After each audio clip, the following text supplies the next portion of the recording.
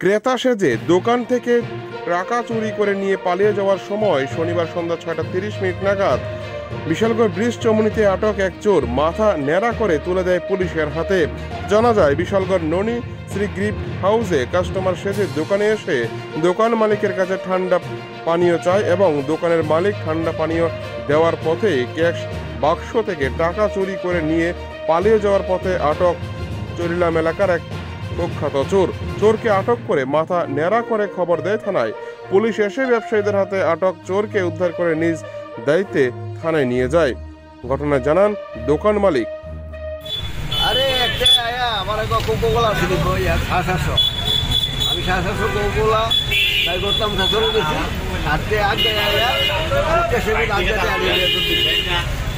আচ্ছা তারপরে আমি তো হঠাৎ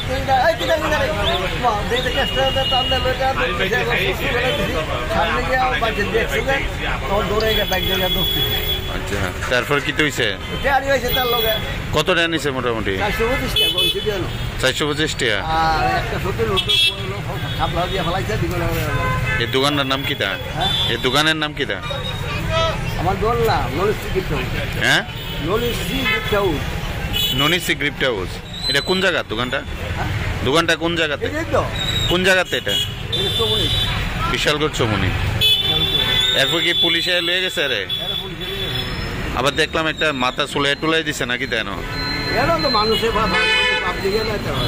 আচ্ছা পাবলিকে মাথা চুলাই দিছে,